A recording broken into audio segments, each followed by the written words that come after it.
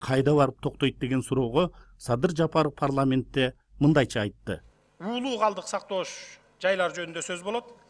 Ал Арабел дарыясынын нугунда жайгашкандыктан жер астындагы суулардын булганышына коркунучту күчөткөн. Тагыраак айтсам, мисалы суу агып атат, Арабел суусу. Ошону башка жакка буруп туруп, ошол агып аткан жерге чуңкурга булар ошо жак хвостохранилищени курган. Жыйынтыгында ал жерден бая таштын алды менен баары бир суу кете берет экен. Бүгүнкү күндө Нарын дарыясына жана Ысык көлдүн тегерегине ошо кудук болуп чыкпайт деп эч ким кепилдик бере албайт бул боюнча. Анын түбүндө изоляциялоочу пленка болгону жээгинен алганда 100 метрге чейин гана төшөлгөн. Калдык сактоочунун түбүнүн калган бөлүгү пленка жок бойдон калган. Бул болсо уулуу калдыктардын мөңгүгө каныккан участкаларынан уулуу заттардын сарыгып агышын күчөткөн. Жер алдындагы суулардын булганышы Нарын дарыясына зыяндуу химиялык заттардын пайда болушуна алып келет. Бул ушул өрөөндүн жашаган калкына зыянын тийгизет десек болот. Бирок канадалык компания, канадалык ишкерлер ушул хвостохранилищенин алды толугу менен мировой уровеньдеги, международный стандарттагы ушу пленка менен төшөлгөн деп бүгүнкү күнгө чейин отчет берип келген. Бирок тилекке каршы андай болгон эмес.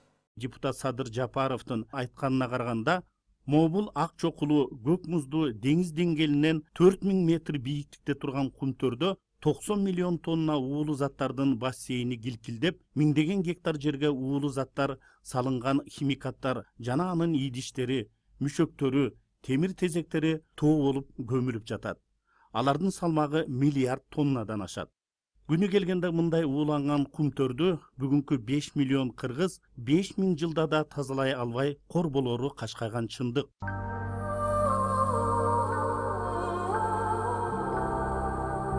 Байкадыңбы кыргыз? Түшүндүңбү кыргыз? Жүрөгүң оорудубу кыргыз?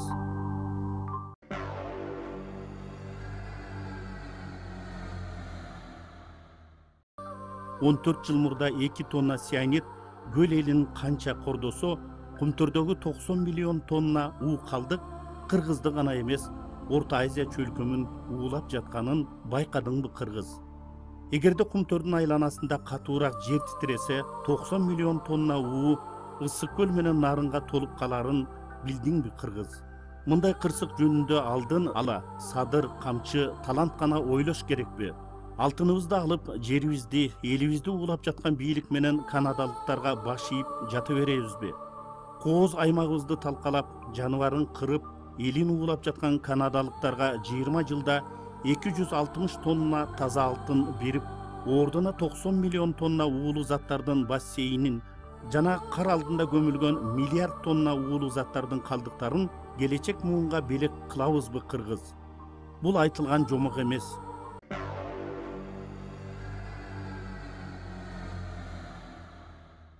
Оппозициялык маанайдагы депутаттардын тобу Садыр Жапаров менен Камчыбек Ташиев баш болуп, бул маселени кабыргасынан коюп, көптөгөн суроолорго анык жооп алууга ачык аракет жасаганда, бийлик чыныгы кебетесин көрсөтүп, эл шайлаган депутаттарды камакка салып таштады. Чынын айтканда, буга чейин Ак үйдүн тегерегин курчаган тосмону кимдер гана аттап тебелеп келген эмес. Эки революциядан тышкары мындай кадамды далай митингчилер да жасап көргөн. Аларды камоого бийликтин эрки эмнегедир жетпеди. 2005-жылы сиздер билбейсиздер, мен аралашып жүргөн киши катары ушул жака чыктым.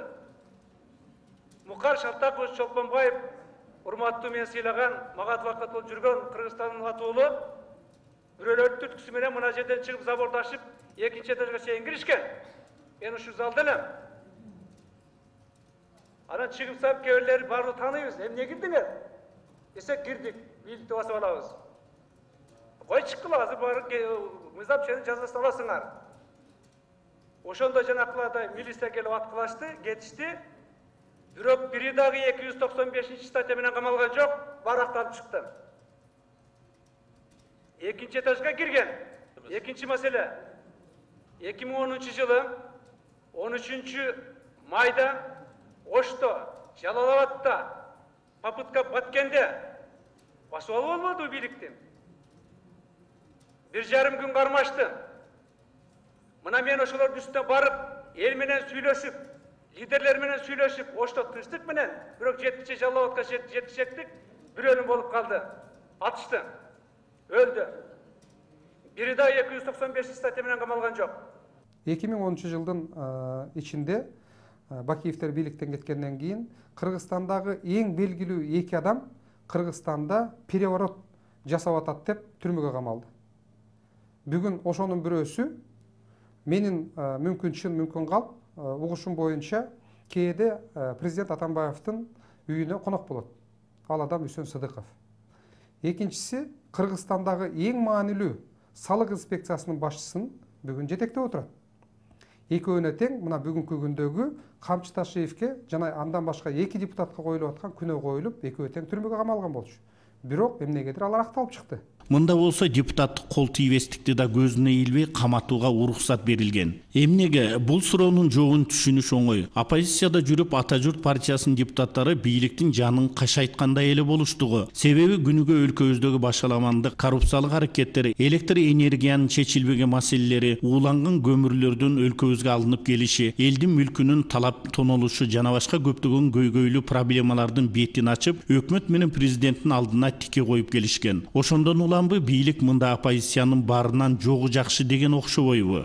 Эмне үчүн анда азыркы отурган Ташиевтерди, Жапаровдарды, Мамытовдарды 295ке деп камап отурушат? Мыйзам барына тең иштеш керек да. Мен ойлойм бул туура эмес. Алар бийликти басып алган жок 295 статья каратып. Бийликти кармап турган жок. Демек прокуратура бирөөнүн буйругун аткарып, бүгүн атайын ошодон качып жүрүп депутаттардан уруксат алыштан качып туруп отургузуп коюшту. Жыйынтыгы эмне болуп атат? Аксы окуясы жүрүштөн башталган. Анын да башында биз турганбыз, элди коргоп. Биз ошондо Акаевге айтканбыз, токтоткун урматтуу Акаев, эртең чатак чыгып кетет. Жок деп туруп, ошонун жан жөкөлөрү келип туруп, биз татып келип коебуз, камайбыз, атабыз деп туруп атып коюшту. Эмне болду? Жыйынтыгы Акаев ошонун кесепеттен кетти. Мына эл бүгүнкү чейин каргап жүрөт. Президентти. Мына ошол бүгүнкү жан жоккорлор Атамбаевге да туура эмес маалыматтар берип отургузат. Мен ойлойм, туура эмес отурат бул жигиттер деп. Ошондон ким ошондой статьяны койгон адамдар да бүгүн жооп бериш керек. Мынау козголгон иштин туура эместиги бул бумеранг сыяктуу болот да. Эгерде бул кишилердин кол салуусу бийликке же мамлекеттүүлүктү басып алам дегенде айкын чыккан жок да. Бул бир. Бийликтин өзүндө отургандар кандай жол менен келди? Кан кечип келдиби? Сөбөктөрдүн үстүндө отуруп калдыбы бийлик? Муну дагы чагылдырыш керек. Анда бул маселени кайтадан көтөрүш керек. Анда башка адвокаттардын баарын териштирип, анткени бир маселени бул жолу менен чечкенден кийин анда мурда аткарылган бийлик басып алуу, конституциясыз, мыйзамсыз, нечен рет конституцияны бузмалоо иш аракеттеринин баары козголуп, ошондой эле бирдей каралып чыгыш керек. Ошон үчүн бул бумеранг айланып келип бийликтин башына баары бир тиет. Эртең бийлик алмашат. Атамбаев да кетет. Кандай жол менен кетет? Бул суроо. Бирок кетет. Келгенден кийинки бийликтер кандайлар келет? Алар кандай маселени көтөрөт? Анда ойлонуш керек жакшынакай. Анан менин убагымда туура болду эле, мен кеткенден кийин туура эмес экен деп Акаевдей болуп жашынып жүргөн бул уят го деп ойлойм. Бирок башында камасак биротоло кутулабыз деген бийликтин бүгүнкү күнү бул юридикалык адилетсиздиктен кантип чыгабыз деп башы ооруп турган кезде. Анткени депутат катардагы жаран эмес, жөндөн жөн эле бүгүн камап, эртең кечирим сурап, кайра эркиндикке чыгарып койчу адат бул сапар жоопсуз кала бербей турганын, аны жасагандар да, андай кадамга жол бергендер да сезип турса керек. Канткенде да бул чие байланып калган түйүндүн чечилиши абзел. Аны кандай жол менен, мыйзамдардын кайсы беренесине таянып ишке ашырат, ага бийликтин чокусундагылардын башы оорусун. Бул камалган кишинин биринчи 3 күнү ошо кишинин проблемасы аябай кейит, аябай кыйналат. 3 күндөн кийин чыйрыла баштайт, план түзө баштайт. Ошол проблема бийлик өтөт. Кантип мындан бул проблемадан кутулам. Камасам эмне болот, кой берсем эмне болот. Бул дагы болсо азыркы бийликтин жанагы сот системасын таптакыр бийликке көз каранды экенин белгиси. Мына ошондой соттор азыр дагы эле бар. Демек бизде демократиялык процесстер жүргөн жок. Анан кийин ал жанагы статья боюнча мага дагы ошол статьяны илишкен. Мени ушул статьяны такаган прокурорлор, КГБнын адамдары дагы эле отурушат. Дагы эле бычактарын кайрап, дагы кимди соелу, дагы кимди камайлы деп отурушат. Система өзгөргөн жок. Мен ойлойм, ошол коюлган статья менен баары бир камай албайт. Аны менен жазага да тартылбайт.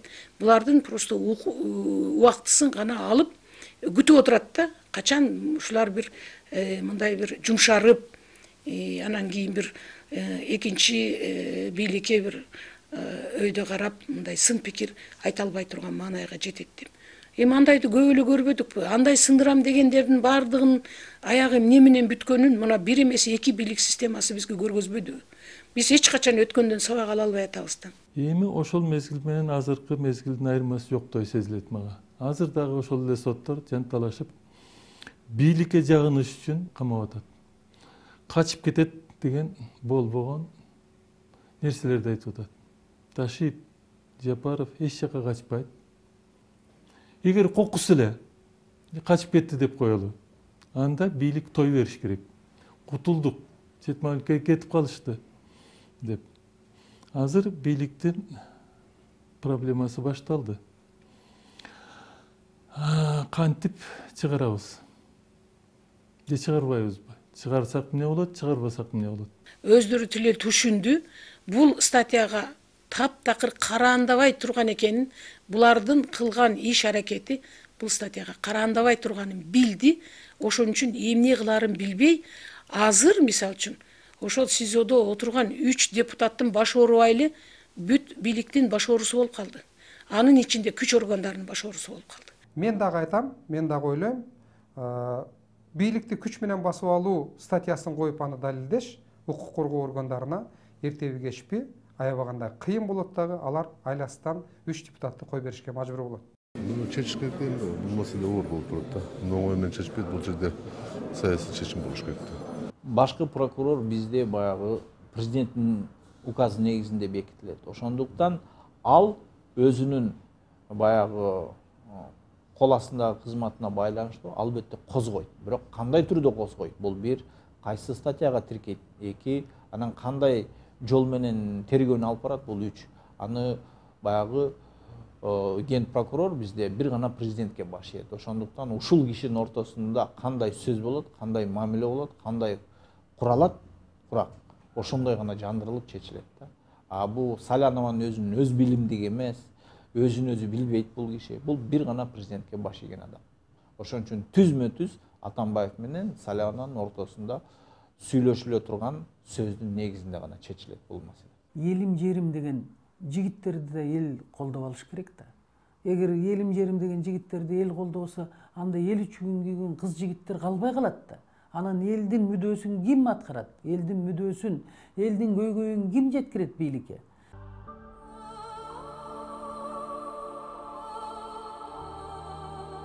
Кайран жигиттер кумтөрдү сөз кылбай, элге кайрылбай, депутаттык доорун чардап жүрө беришкенде буларга бирөө сөз айтат беле. Балык болуп бар же жок экенинен билинбеген жүздөй депутатты эл тааныбайт. Ананда 120 депутаттын 40-50-сү күн сайын ишине деле келбейт. Андайларга бирөө сөз айтабы? Албетте жок. А бирок мекенчил балдары жазыксыз камалып калса, Нарындан, Таластан жүздөгөн адамдар Бишкекке жөө жалаңдап келишти. Алардын айрымдары атайын маалымат жыйындарын беришти. Талас элинин өкүлдөрүнүн сөзүн угуп көрөлү. Урматтуу кыргыз элим жана телекөрүүчүлөр, биз бүгүн пресс конференция өткөрүп келгенибиздин себеби ушул. Мынакей 21 жылдан бери эгемендүүлүк болгондон бери кыргыздын алтындары казылып, кен байлыктары казылып, экологиясы бузулуп атат. Ал эми Кыргызстанга ошол кен байлыктардан түшкөн пайда барбы? Суроо туулат да. 3 падыша мынакей 3-чүсү Алмаз Шенов иштеп атат. 2 падыша болсо качып кетти. Алтындан Кыргызстан элине эч кандай пайда түшкөн жок. Биз ушун үчүн келип атабыз. Айылдагы жерлердеги карапайым калк бул байлыктар каяка кетет деген сурооду бизге берип атат да. Биз айтып атабыз. 2 падыша тең отчет берген жок. Ар бир гос чиновник жылына отчет бериш керек. Мыйзамдын башында жазылган. Бул бийлик элдики деген. Элдик болгондон кийин ар бир иштеген госчиновниктер эл алдында отчет бериш керек эле. Президенттен баштап азыр эч кандай отчет жок. Мисалы үчүн мынакей кумтөр маселесине келсек, кумтөрдө 260 тонна алтын казылган экен. Ушунун 1 тонна 300 килограммы гана Кыргызга приход болгонда, кириш болгон. Ал эми калганчы, биз айтып атабыз. Улутташтырыш керек. Бүт кен байлыктарды улутташтырыш керек. Себеби дегенде улуттун кызыкчылыгы үчүн иштеш керек. Биз кыргыз мамлекетибизби эгемендүү, кыргыз мамлекет болгондон кийин ошо кен байлыктардын барлыгы кыргыз үчүн иштеш керек. Коррупциянын сазына батпайлы дедик эле, бирок карагылачы азыр бүгүнкү күндө өзгөрүү барбы? Эч кандай өзгөрүү жок. Мурдагы Бакаевдин учурунан таптакыр хуже болуп кеттик да, мындайча айтканда. Эми мына азыр бул байкелер айтып кеткендей, чындыкты бетке айткан адамдарды мына апырып каматып атабыз. Мен өзүм новостьтүнү көрбөсөм жүрөгүм ооруйт да. Ушул элдин атынан келген, азыр могу парламентте отурган элдик өкүлчүлүккө, депутаттарга да нааразыбыз да. Ушул жана мен эчтекемде эмес, мен ал баланы өңүндө көрө элекмин, телевизордон көрөм Садыр Жапаровду. Баланын, адамдын калп айтканы, чын айтканы көрүнүп турат го. Истинно иштеген бала да комиссиясы менен 2 айдын ичинде ушул эч ким ушундай ичип жеген чиновниктердин кылыгын айткан эмес. Бул баланы мен Кыргызстандын патриот жигити деп эсептеймин. Мисалы үчүн да мен өзүмдүн нукура сезимим менен айтканда. Мисалы үчүн мен үчүн Кумтөр Кыргызстандын кен байлыктары чет мамлекеттердин жарандарына сатылышы керек. Эмне үчүн Кыргызстандар жыргабайбыз, жыргалчылыкта жашабайбыз, кагаз жүзүндө эле Кыргызстанда мындай болуп атат. Бизде карагылчы, загаранан жеген адамдар канча. Мына мисалы үчүн мен жумушсузмун, мен үйдө отурган аялмын азыр, бирок көрүп турабыз да кандай болуп атат акыбал. Зээнин кейт, эне катарында мени бул адам үгүттөгөн жок, мен ушулар эл ичинде чыныгы патриот адамдар менен сүйлөшүп атабыз, кантип чыдап отурабыз. Кыргызстан таланып толонуп атат, ошол жерде иштеп аткан кыргыздын жарандарын карагылачы. Лондондон келген тиги англиялыктардын демеси болуп атат, кулдар болуп иштеп атат. Кыргызстандын жеринде. Англияда кыргыздар ушинтип көрсүнчү, сразу атууга кетирет да. Мен кейип келген себебим кечээ күнү жаңы бийликке келген Жантөрө Сатыбалдиев эмне деп сүйлөп атат, карагылачы, Кумтөр улутташтырылбайт. Бийликке келип отура электе ушундай сөз айткандан кийин бул кишиге ишеним болбой калды. Бул эмне деген шундук? Биз улутташтырыш керек деп атабыз. Кыргызстан өзүнүн мыкты адистери менен ушу Кумтөрдү колуна алсын. Мейли 30% чет мамлекет келсе, 70% Кыргызстанга калсынчы, биз макулбуз. Бүгүнкү күндө эч ким бул кен байлыктар жөнүндө отчет бербейт. Биз эчтеке билбейбиз. Бул эмне деген шундук? Эми ошол жерде кечөөңкү үчүндө да зээнин кейт, мындай болбош керек да. Чындыкты бетке айтып атабыз чын эле. Чындык ачуу. Бирок биз эчтекеден коркпошубуз керек. Эмне үчүн ушунчалык акча ойнойт Кыргызстанда? Биз Алмаз Шаршеновичке үмүтүбүз зор эле. Оппозиция чыкса, Манас Атадан биз үлгү алышыбыз керек. Ал киши айкөл болгон. Эмне үчүн ушул оппозициядагы адамбыз да, бирде кемийбиз, бирде байыбыз дегендей кемчилик болбой койбойт. Ошол адамдар менен эмне үчүн компромисске барбайт бул адамдар? Эмне үчүн Кыргызстан коңшулаш мамлекеттерге кечке чейин сөз боло беришибиз керек? Биздин балдар кетти го, шейит кетти го, 100гө жакын балдар. Арбага кайда апарат бизди? Баягы эле эски системага кеттик, урматтуу кыргызстандыктар. Келечек барбы Кыргызстанда? Биздин таласта канча деген кен байлыгы ачылып атат. Категорически каршыбыз, кен байлыктарды аштырбайбыз. Биздин келечек буындардын инвалид болушун каалабайбыз. Өзүбүз дагы таза экологияда жашаганды каалайбыз. Кудай кааласа келечекте биздин өзүбүздүн Кыргызстаныбыз оңолот деген эле оюбуз бар. Өзүбүз иштетсек деле оюбуз бар. Бөлөк мамлекеттерге тартырбай байлыгыбыздын баарын ушу чоңдорубузга бир Кудай бир иман берсе экен. Чоңдорубуз бир ушу элди ойлосо экен, келечекте балдардын, муундарды ойлосо экен, Кыргызстандын келечегин ойлоп берсе экен. Рахмат силерге. Азыр дагы көрүп атпайлы, оштуктар чыгып атат, жалалыктар чыгып атат. Эмне үчүн чыгат? Эл кыжырланганда, эл бийликтин сөзүн укпай калгандан айла жок ошого барып атат да. Ошондо да ушундай жол тосуу болгон. Биздин эле ушу таластыктар андаш кийин ачабыз деген жол тосуу болгон. Мына ошол эле Талды булакты мына 2 жыл мурун эле мына былтыр эле сот болду. Анда ушундай эле жаш балдар кыжырланып, эл укпай койгондон кийин өрттөп салды мына. Качанкыга чейин биз стабилдүү жашайбыз? Мына азыр жалалаттыктар деле ошондой болуп атат. Биздин тас кейпибиз ошол кийип атат. Мына бүгүнкү күнү эле ошо немеде отурган депутат мына кечээкүнкү Эркингүл Имангожоева ошол андаш кенине бизди каматып атканда бизге келип, дискаларды көргөзүп, мына биздин тас кейпибизди кийбегиле. Кумтөр деген ушундай акыбалда инвалид балдар төрөлүп атат. Ушундай болуп атат деп бизге ошентип эле бүгүнкү күнү терге барып алып, башкача сүйлөп, мына телевизордон тиги кимди бир депутатты жаакка чапканга чейин барды. Биз деген кантип ишенебиз? Депутаттарга ишенебизби? Бийлик кичене эл азыр башымаң болуп калды. Мына жаштар азыр кыжырланып атат. Мен ошон үчүн жаштарга да кайрылар элем. Бул келечек жаштарды касыр. Жаштар ойгонуп мындай ошо бардыгы өздөрүнүн патриоттук сезим менен ушу бул деген эмне болуш керек, эмне кандай болуш керек. Бул мамлекеттин да кызыкчылыгын ойлошубуз керек албетте. Бирок ошо бийлик эл менен эсептеш керек. Мына камалган балдар мейли бомуш болобу, башка болобу деген эме айтканда биздин атамай Шарши Алмазбек Шаршин айтты го, бардыгынын укугу бар дегенде, ошолорду эмне үчүн каматып туруп анан кийин сүйлөш керек. Каматпай туруп компромисске келсе болбойбу? Алардын талабын укса болбойбу? Эмне мына 2007-жылы дагы камалдык. Кече күнү кенде дагы өрттөндүк мына. Өмүрүбүз боюнча ошо Ташиев менен Жапаровду парламентке алып барып туруп, ошол жерден бул маселени чечип, төгүн чын төгүн угуш керек. Мен ошондой элге ачык ушундай кылып туруп анан кийин укса, эл да кыжырланбайт эле да. Баары прозрачный кылса болмок да. А бул жерден камап койду, элдер түшүнүксүз абалда калды. Кумтөргө баарыбыз тең 3-чү октябрда келебиз деп биз дагы чыкканбыз. Анан кийин биз кандайдыр бир ушу каражаттын жоктугунан көптөрү калып калды да. Анан эле телевизордон жанагыны көрүп калдык да. А эмне үчүн кумтөр маселеси козголуп атса, эмне үчүн алар камалып калыш керек? Бул жерде бир кызыкчылык бар да. Таалайын. Ошол мени жаштарга дагы мына ошо телевидениеден пайдаланып, мына рахмат сиздер ушу биздин. Анда силер деген жанагы Ташиевке деген Бакиевтер акча берген элди чыгарды деген маселеге деле каршы экенсиздер да. Анткени бул деген элдин өзүнүн жеткен. Биз 2007-жылы эле чыгып атканбыз да. Каяктан эле бизге ким акча берип коюптур? 2007-жылы ошондо эле биз чыкканбыз. Мына элдин баары билет, ошондо бизде 15 баланы каматкан. Мына ошол эле Шерниясы арабызда жүргөн.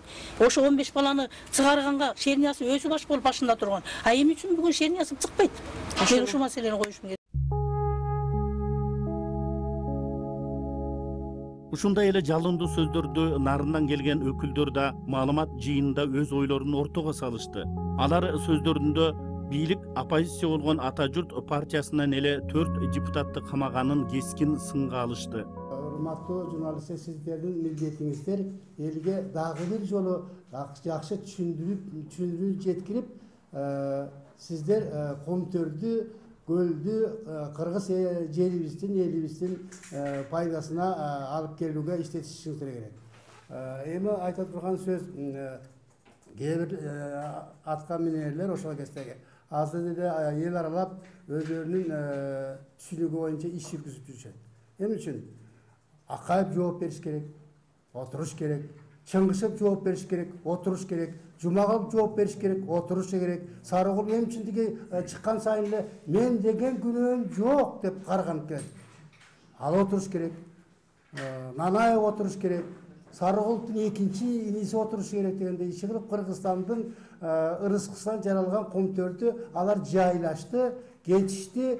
Четтен келгендер чөнтөктөрүн толтуруп алышып, мыйыгынан күлүп коюп кете беришти. Эмне үчүн биз өзүбүздүн жерибиздеги байлыгыбызга ээ болуп, аны өзүбүздүн келечегибизге, кийинки муундарыбызга калтырганга иштебешибиз керек. Мына ушул багытта сиздердин жүргүзүп турган иштериңиздер өтө зор. Менин өтүнүчүм дагы бир кайталап коеюн. Садыр Жапаровду колдоо эмес, Комтөрдү колдоо. Кыргыздын кен байлыгын сактап калуу деген багытта иш кылышыбыз керек дагы, ошону ишке ашырышыбыз керек. Мына ошондо гана биз кийинки муунубузга чоң иш жасаган болуп эсептеле берет. Мына ушуну сиздерден мен өтүнөмүн.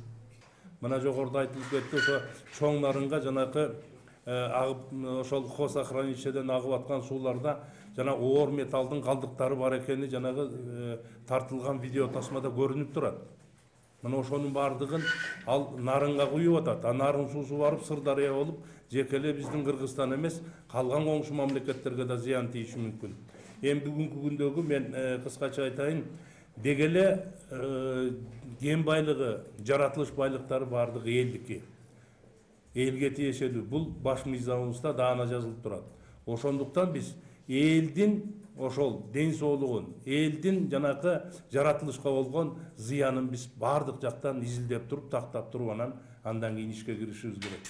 Алтын боюнча айта кетсек, алтынды иштетүүнүн эки кымасы бар. Биринчиси метод цианирование, экинчиси гравитационный метод.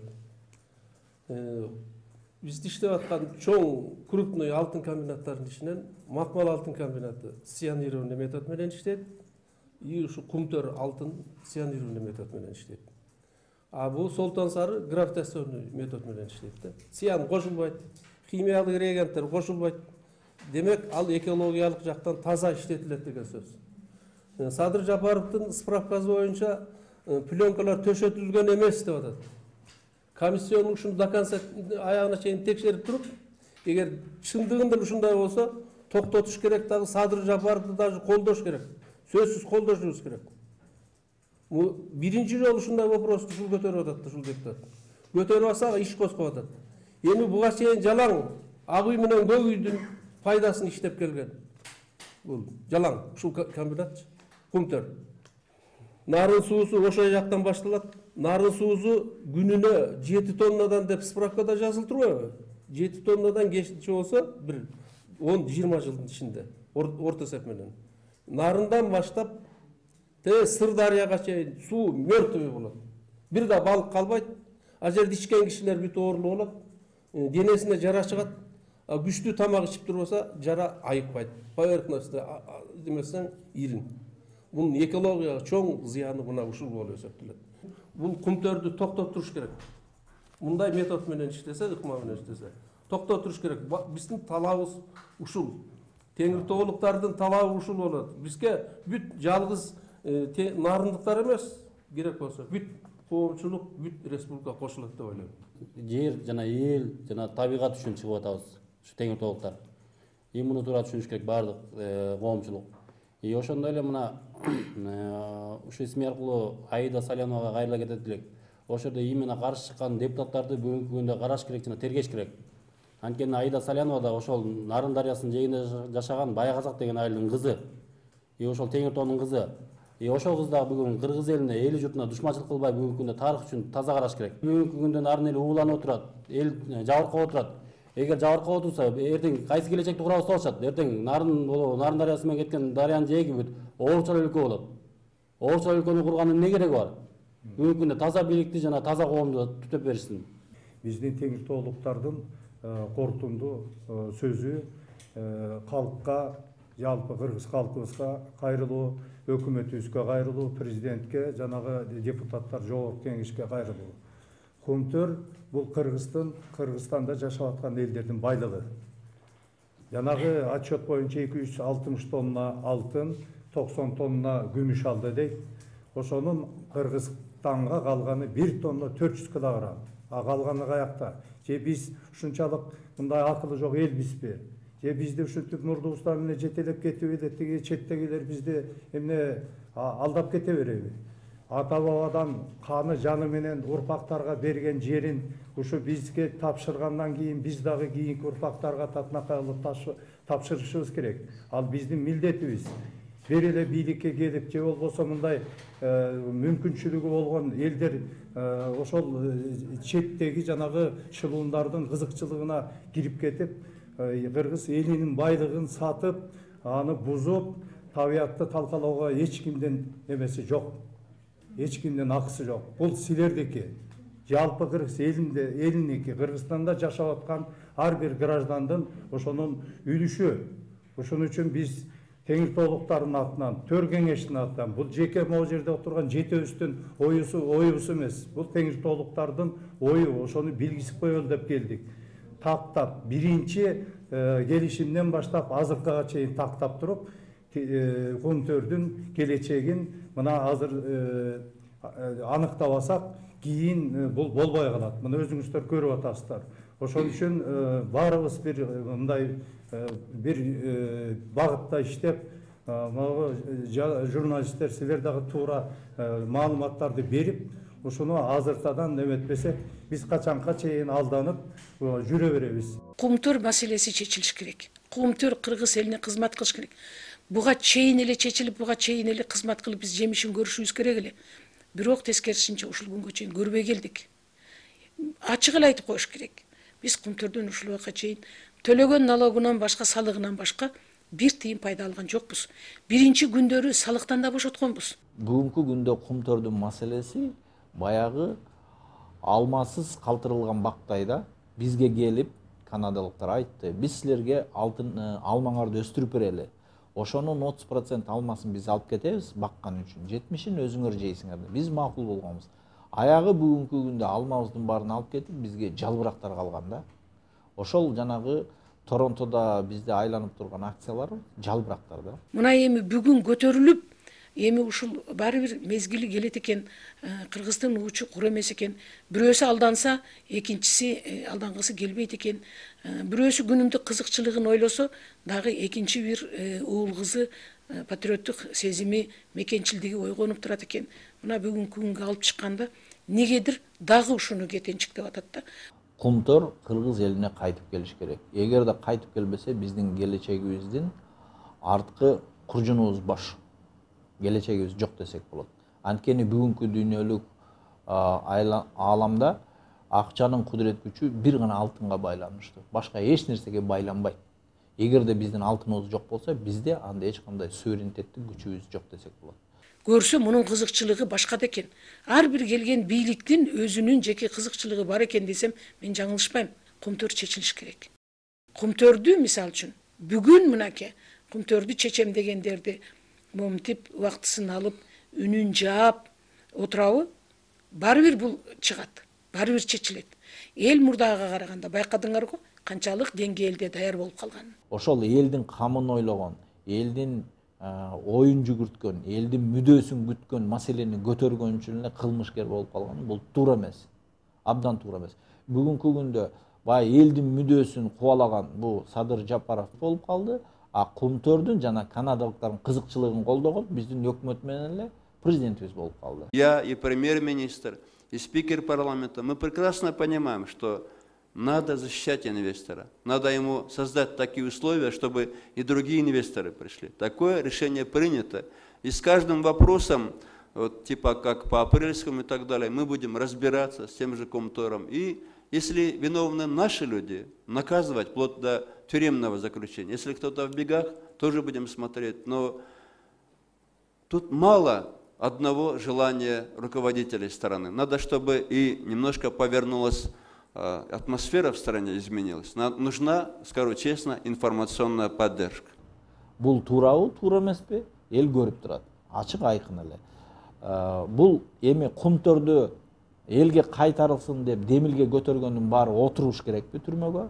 Баары камалыш керекпи? Андай болуп кетсе, анда кыргыздар бири-бири менен Кумтөр үчүн камай берет экен, ата берет экен, сата берет экен. А Кумтөрдүн тиешеси жок болуп эле унчукпастан тымызын каза берет экен, алып кете берет экен. Биз болсо жалбыракка ыраазы болуп, бири-бирибизди камап, аткылап, ак үйдү өрттөп, көк үйдү өрттөп жүрө берет экенбиз. Маселенин баары ушунда.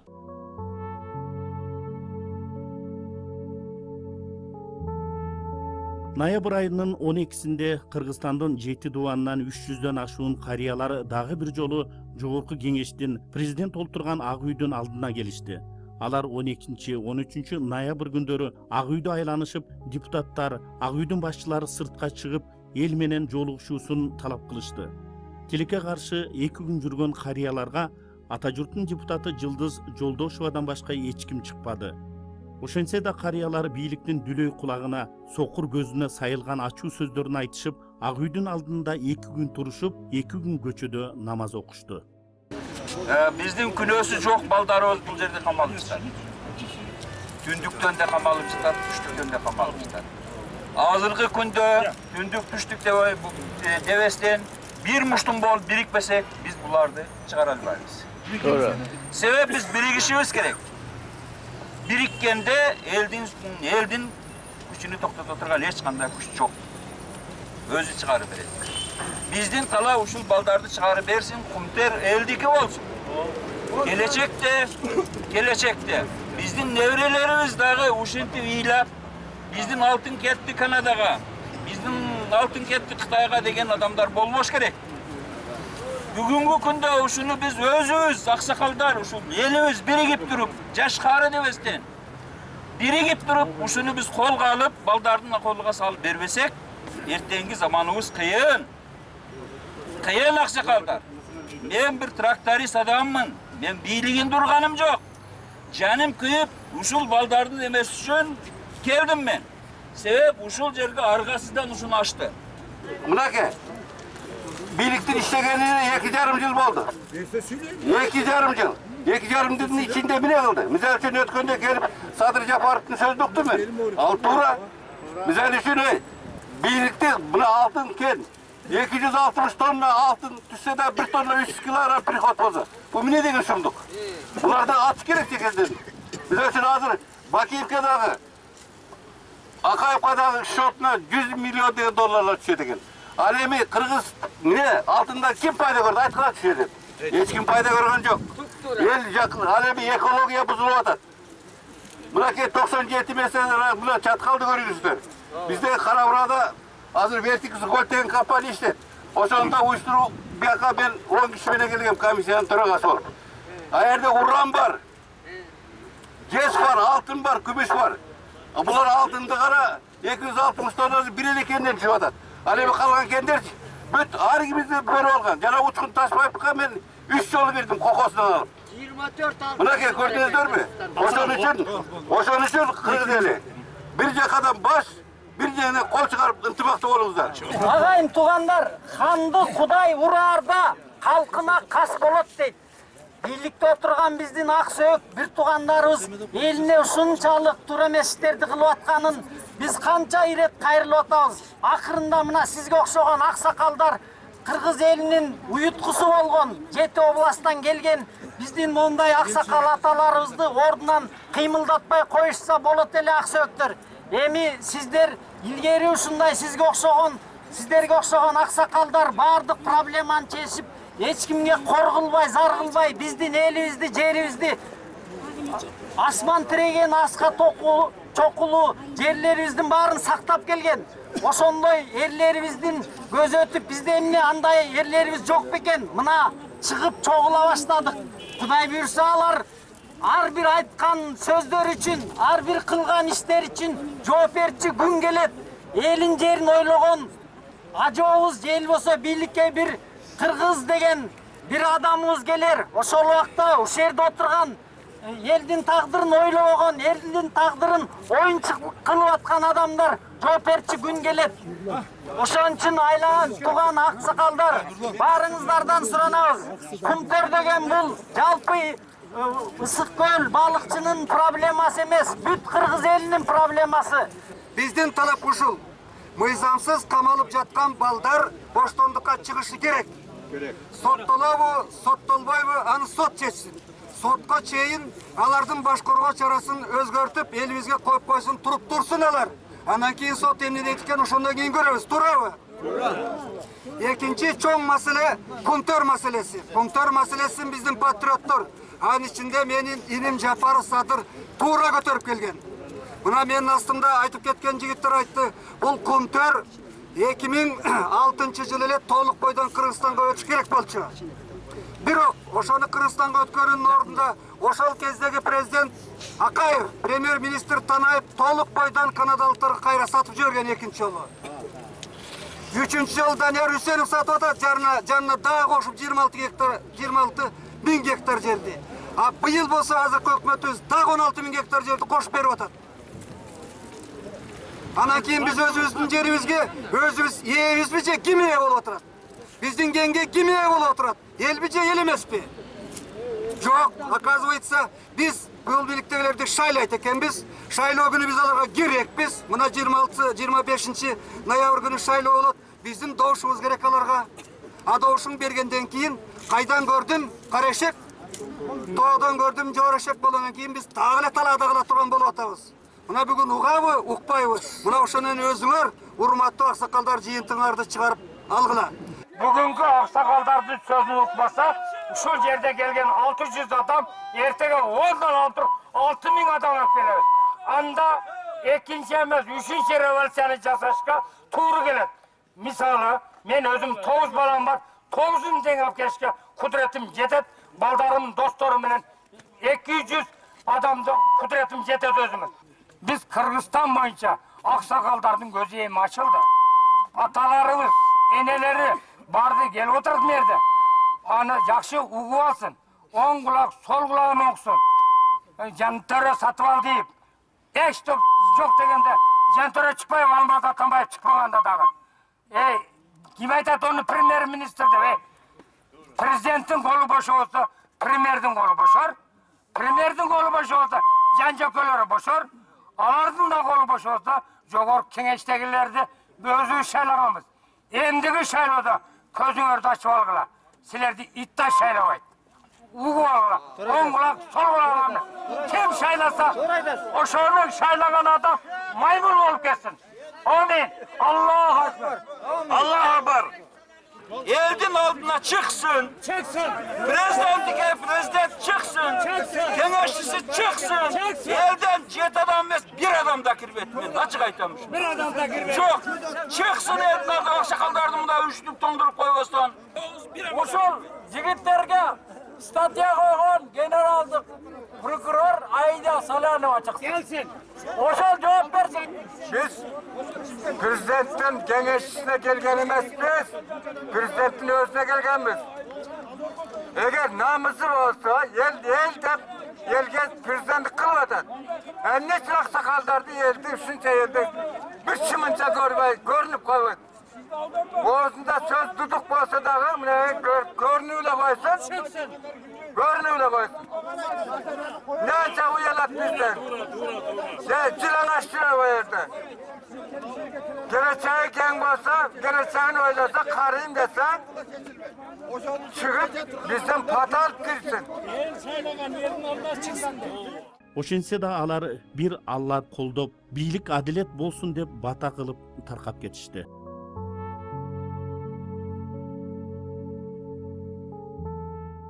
Kur'an'da bir жақсы ayat var. Uğup durup uqqысы келбегенден, көрүп туруп көргүсү келбегенден сактан пайгамбар деп Кудай айткан.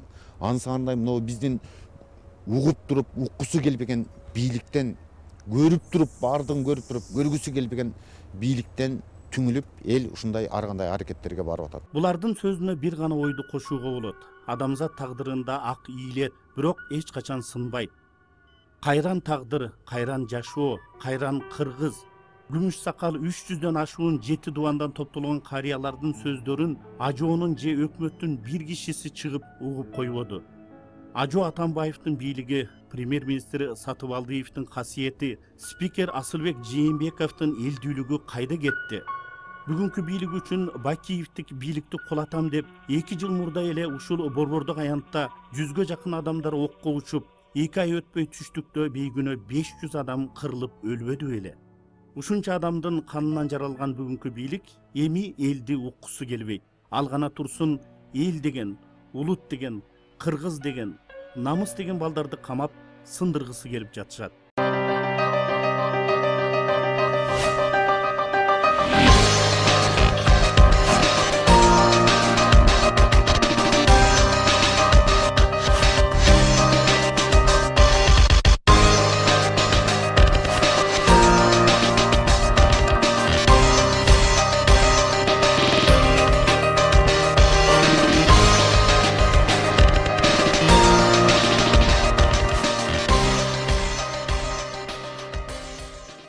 Урматтуу бул жерде катышып отурган депутаттар жана коомчулуктун өкүлдөрү, биз бүгүн ушул жерге сиздерди чакырып пресс-конференция өткөргөнүбүздүн себеби биздин кыргыз бийлиги бүгүнкү күндө бел чечпей күндөп түндөп иштөөгө милдеттүү болчу, бирок тилекке каршы бүгүнкү кырдаал, бүгүнкү түзүлүп аткан саясий кырдаал, бүгүнкү түзүлүп аткан экономикалык кырдаал, бүгүнкү түзүлүп аткан саясий социалдык кырдаалдар таптакыр башка нерсени көргүзүп атат. Өзүңөр көрүп атасыңар, канча күндөн бери Кыргызстандын эли газ ала албай, электр жарыгы күндө өчүп, элди кандай акыбалга алып келип коюп отурат. Ошонун бардыгы биз кыргыз элинен эмес, кыргыз бийлигинен сурашыбыз керек болчу. Биз ошондуктан бүгүнкү күнү ушул тупиктен чыгуунун жолдору кандай? Биз кыргыз журналисттер ошол түзүлгөн кырдаалдан чыгып кетүүнүн бир жолдорун көрсөтүп бере алабызбы деген тилек менен ушул жерге чогулуп отурабыз. Эгерде биз бардыгыбыз бир адамдай болуп баш кошуп, бир жеңден кол чыгарып, бир жакадан баш чыгарып, акылдашып иш кыла турган болсок, биз жеңбеген, биз ишке ашыра албай турган нерсе болбойт го деп ойлойм. Ошондуктан биздин бүгүнкү күндөгү ең бірінші милдетибиз Кыргызстан бүгін келіп жарға тақалған мезгилде ар кимибиз өзүбүздүн атуулдук сөзүбүздү айтуубуз керек деп ойлойм. Одна из наших акций, мы хотели всем вам демонстрировать, что мы действительно есть, мы все вместе, и объединение Кыргызской газет мы приняли решение вручить номинацию «Человек года» одному человеку. И этот человек Садыр Жапаров. Почему мы приняли решение вручить именно Садыру Жапарову? Потому что вот эта кумторовская проблема, она сколько лет у нас обсуждается, только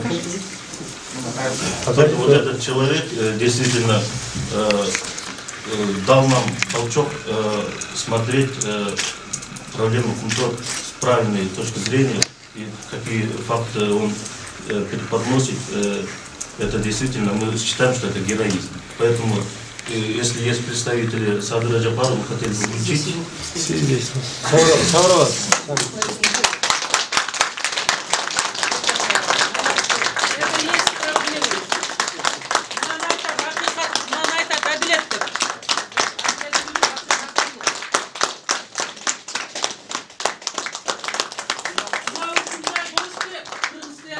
Русскоязычный бүт СМИ мына ушул азыр чындыкты айтпасыңар.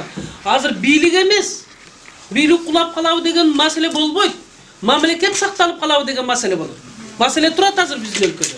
Ошон үчүн бүт мына ушул гезиттерге, сиздерге чоң рахмат. Куттуктайм мен дагы.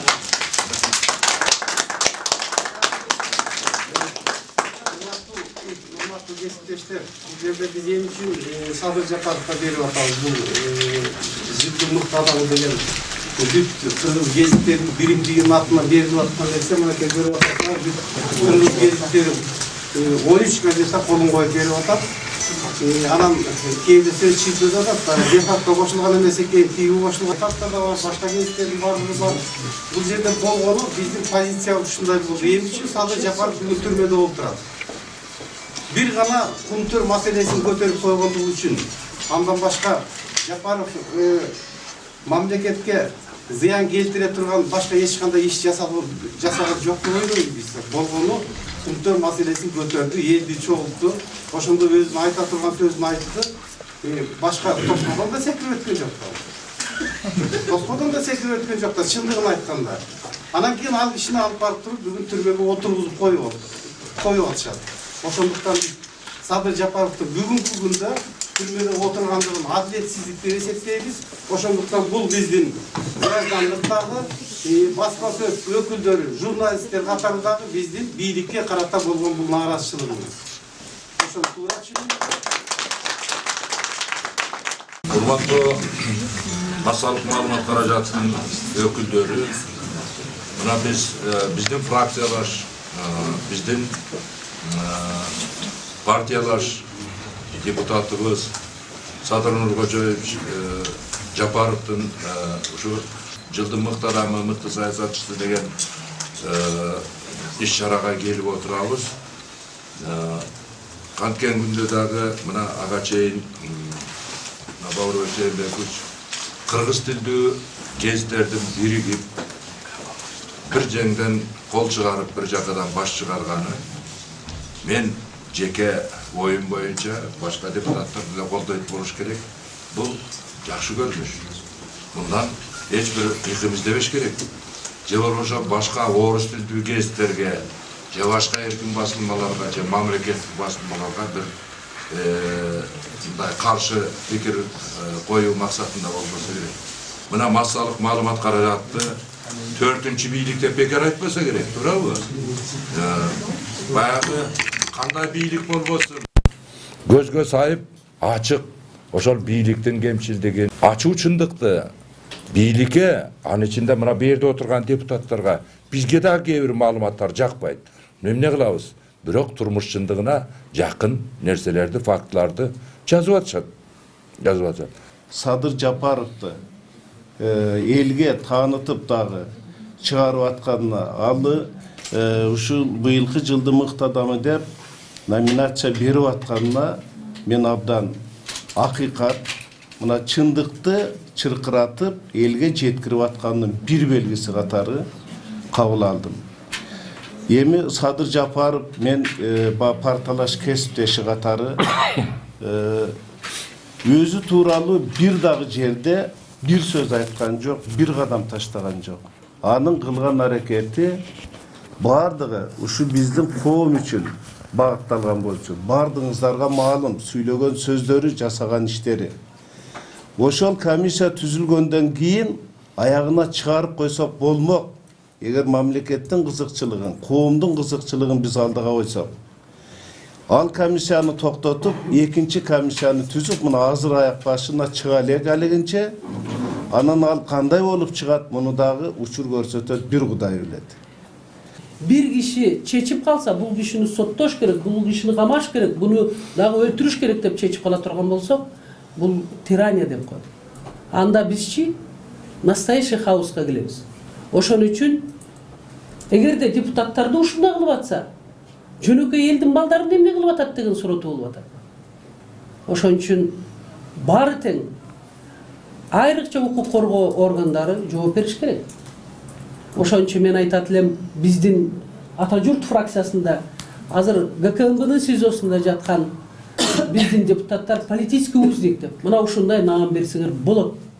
Бул дагы протест мыйзамдуулук сакталбаган үчүн чоң протест. Маалымат каражаттарынын өкүлдөрү, урматтуу мекендештер, фракциянын депутаттарынын атынан, ушу Садыр Жапаровдун атынан сиздерге ушу берген жылдын адамы деген наам бергениңиздерге ыраазычылык билдиребиз. Бул эмнени билдирет? Бул Садыр Жапаровдун кылып аткан иши туура экендигини билдирет. Бул ошо бүгүнкү күндө мынабы бир топ фракциянын ошо убагында башкы прокурор болуп, жогорку соттун прокурору болуп иштеген адамдардын жазган суранычы, жазган маалыматтары туура экенин билдирет. Бул жерде эч кандай укук бузуу болгон жок, 295 деген жок дегендерди биз жазып эме кылганбыз. Мынабы сиздердин берген наамдагы биз туура багытта кетип атканыбызды кампуулап турат.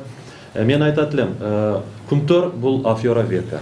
Бул киши мына өзүнүн эч кызыкчылыгын карабастан, себеби буга чейин 20 жылда Кумтөр боюнча бир топ комиссиялар иштеген. Ошо комиссиялар кандай бүтүргөнүн баарыбыз жакшы эле билебиз. Бул киши деле баштап туруп, өзүнүн анча-мынча маселесин чечип алып бүтүрүп койсо болот эле. Бирок бул киши ошого барган жок. Эртеңки күндө биз кандай акыбалда болобуз? 20 жыл өтөт, 30 жыл өтөт. Бизде ошо жаратылышыбыздан айрылып, экологиябыздан айрылып, байлыгыбызды бардык элдерге таратып, четтен келген элдерге таратып, өзүбүз бир мындай жаман акыбалда болуп калбайлы деп, бүгүн ошо 20 жыл, 30 жыл кийин не болоруну көрө билип, мына башыны сайып, бүгүнкү күндө ушу Жылдыз Айтыбайдын айткандай политический узник болуп, бүгүнкү күндө түрмөдө отурат. Мен ойлойм, ушу сиздердин берген наам бул 13 адамдын, 13 редактордун чечими эмес болуш керек. Сиздер бир топ элдер менен, окуучулар менен сурамжылоо өткөрүп кабыл алган чечим болуш керек. Андыктан бул кишинин кылып аткан иши туура деп эл баа берип атат экен. Муну ушул бүгүнкү күндөгү бийликтеги отурган адамдардагы кичине сезгинтет го деген ойдомун. Мына азыр жакында эми соттор болот. Ушуну менен эле жашоо бүтүп калбайт. Сот да болот, соттун эртеси да болот. Биз толугу менен ишенебиз, соттон бул кишилер толугу менен акталып чыгат. Андыктан ушу соттун алдынан биздин фракцияга дагы, ушу кишилерге дагы демине дем, күчүнө күч болот го деген ойдомун. Сиздерге дагы ыраазычылык билдиребиз. Фракциянын атынан ишиңиздер ийгиликтүү болсун. Рахмат. Бийлик эмне десе ошо десин. Жүрөгүнүн күрөө тамыры эл деп соккон, чындык үчүн башын сайган, адилеттүүлүккө аянбай түз барган эл ырчысы журт акыны Сагынбек буларды бирден даңктап, бийликтин камагынан бийик турган адилет оюн жар салат. Демек, чындык жашай берет.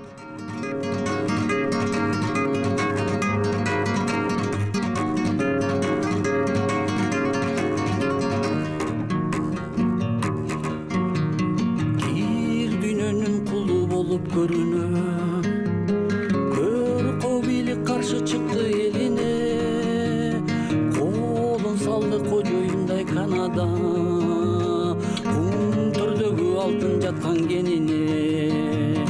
Каза албаса тим коюшпай кендерин, Касса душман кошо салган чеңгелин. Көрүп туруп уу төгүлүп мөңгерип, көрүп туруп аркар кулжа өлгөнүн.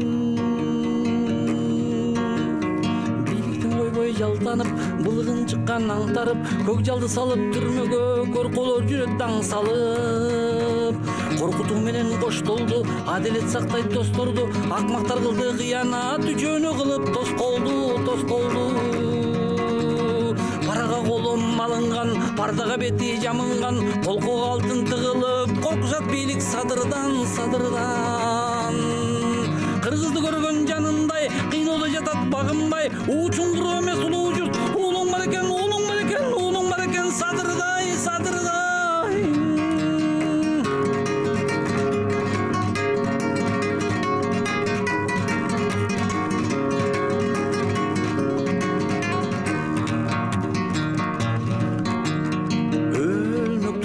Экен деп кырылып, аркар менен кулжас эмес бир улут, алтындаса шүншүктөрдү Кыргыздан, ажо баштап коргоп жүрөт жулунуп. Өчүрө албайт төрткө айланган жалынды, камай албайт кыргыз эли барыңды. Туткун кылбай көркөө бийлик торуна, туу көтөрүп биз чыгабыз садырды. Бийликтен койбой жалтанып, былыгын чыккан аңтарып, көк жалды салып түрмөгө корколор жүрөт таң салып. Санага салбай калкымды, сактайбыз деген алтынды, салышты камап түрмөгө садырың менен камчыңды. Парага колум алынган, пардага бети жамынган, колкого алтын тыгылып, коркушат бийлик садырдан. Кыргызды көргөн жанындай, кыйноодо жатат багынбай, учуңдур эмес улуу журт, уулуң бар экен, садырдай.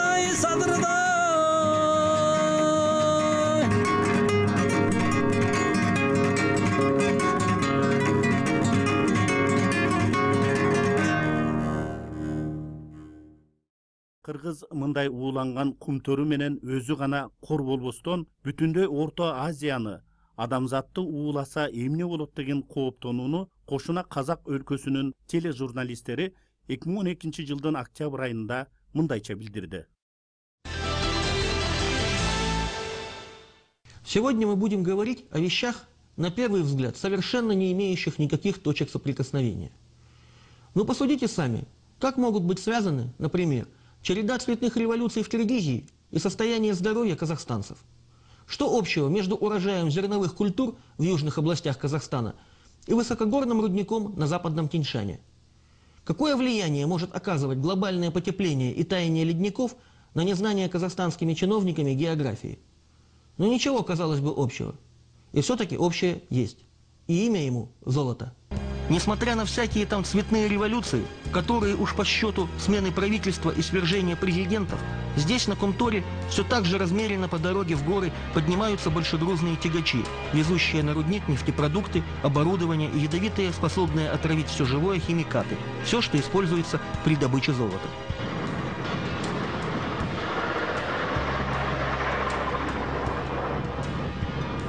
Все так же планомерно ведется переработка руды, после которой, кроме презренного желтого металла, остается масса вредных компонентов, таких как ртуть, мышьяк, цианиты, различные тяжелые металлы. Их выливают тут же неподалеку, прямо на горные ледники, превращая моренные озера в бомбы замедленного действия. После очередных политических потрясений сюда из столицы приезжают с проверками комиссии. Очередные всенародно выбранные депутаты и члены правительства. Они делают свои многотомные заключения, которые иностранцы обещают принять к сведению и выполнить. Но после таких тусовок ничего не меняется. Река Сырдарья, протекающая по территории 3 стран – Таджикистана, Узбекистана и Казахстана, берет свое начало в знаменитой Ферганской долине, на границе с территорией Киргизии. Ее образуют, сливаясь, реки Нарын и Карадарья, текущие с востока и с запада. А в реку Нарын стекает река Кумтор, основу которой составляют талые воды как раз тех самых ледников, где ведет добычу киргизского золота швейцарско-канадское предприятие, сливая в близлежащие моренные озера химические отходы своего производства. Как это происходит, вы сейчас можете видеть на своих экранах.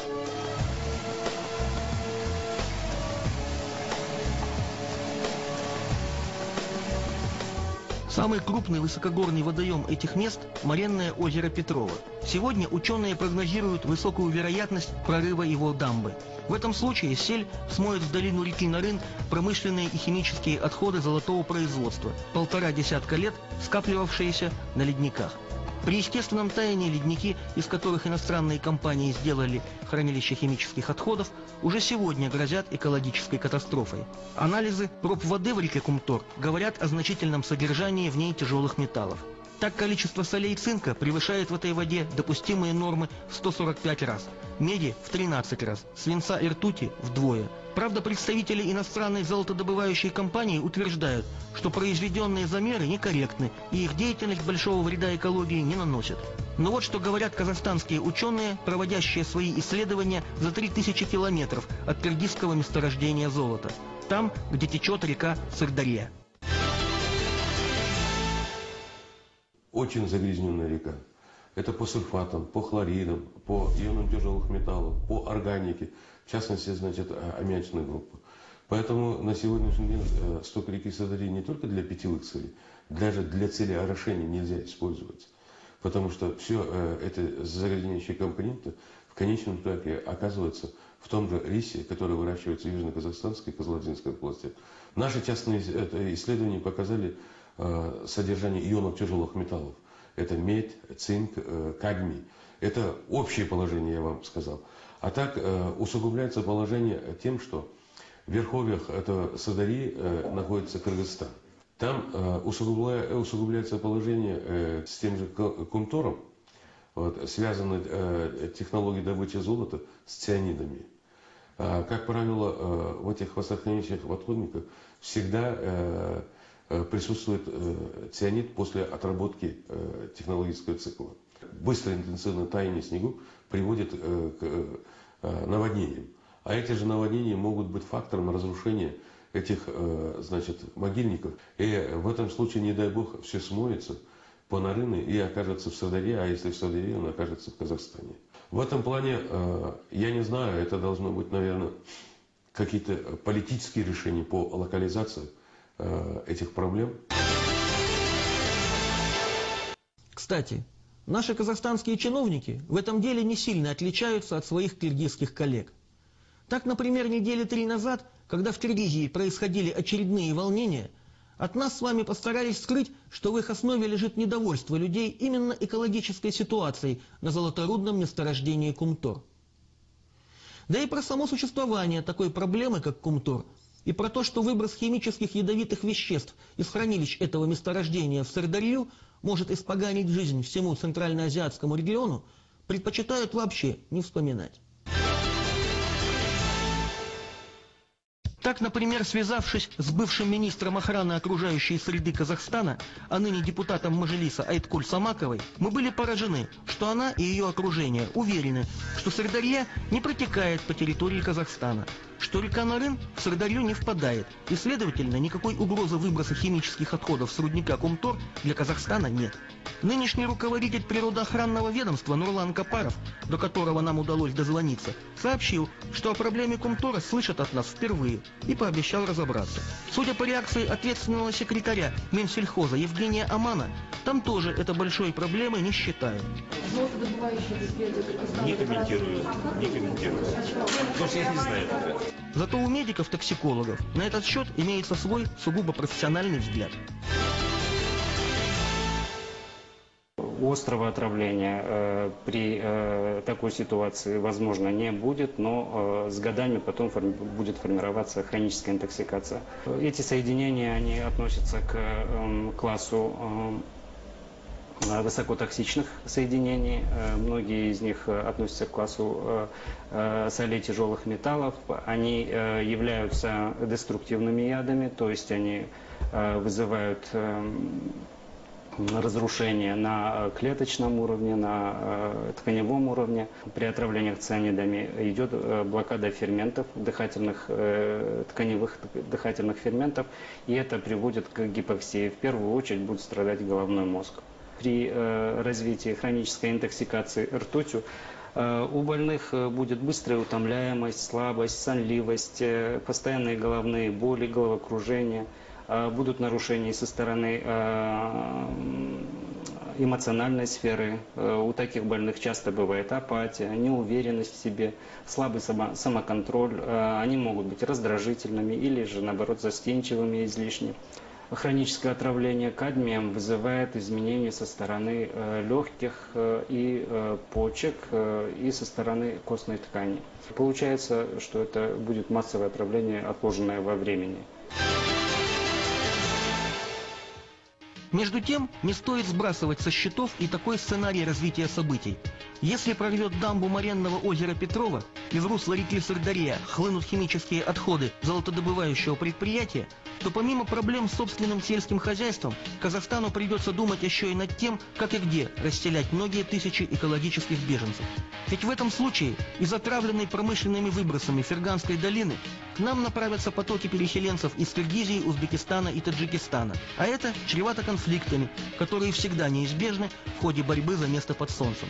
Не будем забывать, что в этом случае население нашей республики рискует не просто сильно увеличиться. С учетом густонаселенности соседних стран речь вполне может пойти об ассимиляции местного населения приезжими соседями, оказавшимися в зоне экологического бедствия. У нас нет никаких иллюзий по поводу определенной политической ангажированности киргизских депутатов и оппозиционеров, поднимающих на щит экологическую проблему Кумтора. Тем не менее, это свидетельство политической конкуренции, которой у нас зачастую днем с огнем не сыскать. Когда чиновники, представители инвесторов чувствуют контроль общества над собой и потому вынуждены оправдываться, это не так уж и плохо. Но тут достаточно вспомнить, как наши чиновники время от времени разбираются с нефтяными и горнодобывающими компаниями. Устраивается грандиозный, казалось бы, шум, что они губят природу Казахстана, угрожают здоровью населения. Однако, как правило, все разборки заканчиваются в лучшем случае штрафами. А западным компаниям легче их выплатить, чем вкладывать куда большие средства в экологические мероприятия и внедрять новые, более безопасные технологии. У нас никто не может сказать, что такие демарши устраиваются намеренно. Зато когда инвестор все осознает и готов отметиться, у кого нужно, праведный гнев отечественных политиков сходит на нет, а инвестору все сходит с рук. И в этом мы не слишком далеко ушли от Киргизии, без конца бунтующей по поводу одного единственного золотоносного рудника. А возможно, находимся даже в более унизительном положении, чем наш южный сосед. Давайте задумаемся об этом. Всего вам доброго.